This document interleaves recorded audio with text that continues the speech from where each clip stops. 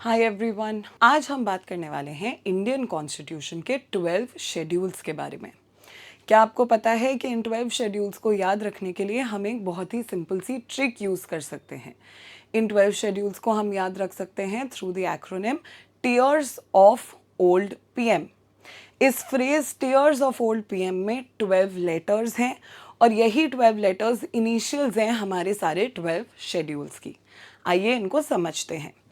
सबसे पहले T for territory, यानी इंडिया के सारे स्टेट्स और union territories. Second schedule E for emoluments. Emoluments का मतलब होता है सैलरीज या फिर remuneration. So the second schedule talks about the remuneration of our constitutional bodies such as the president, जजेस ऑफ द सुप्रीम कोर्ट, जजेस of the high court, controller and auditor general etcetera. Third schedule A for affirmation या फिर oath. Fourth schedule are for Rajya Sabha, यानी allocation of seats in the Rajya Sabha. I am sure you know that members of the Rajya Sabha are indirectly elected by the members of the state legislative assembly. So the fourth schedule tells us कि states और union territories के राज्य सभा में कितना representation होता है। Fifth schedule S for scheduled areas and scheduled tribes. Sixth schedule O for other scheduled areas. Basically इस सेपरेट शेड्यूल में 4 स्टेट्स के बारे में बात हुई है जो कि हैं Assam, Tripura, Mizoram and Meghalaya. Seventh schedule F for federal provisions. India एक क्वाजी फेडरल कंट्री है। हम फेडरल कंट्री हैं, we do have 2 levels of governments, union government and state governments, but many a times we do act like a unitary form of government. That is why we are known as a quasi-federal country.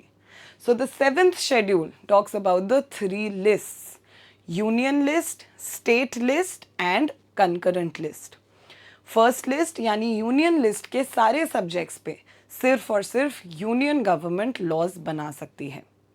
Second list यानी state list के सारे subjects पे सिर्फ और सिर्फ state governments law बना सकती हैं। थर्ड लिस्ट यानी कंकरेंट लिस्ट के टॉपिक्स पे, कंकरेंट लिस्ट के सब्जेक्ट्स पे यूनियन और स्टेट दोनों ही गवर्नमेंट्स को लॉज बनाने का राइट दिया गया है। Eighth schedule O for official languages. The 8th schedule talks about the 22 official languages that our country has. Now, one thing to note here is that originally in the constitution there were only 8 schedules still here. 9th, 10th, 11th and 12th schedule बाद में amendments के through add हुए हैं।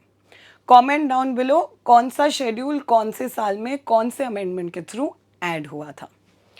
9th schedule L for land reforms, abolition of the zamindari system.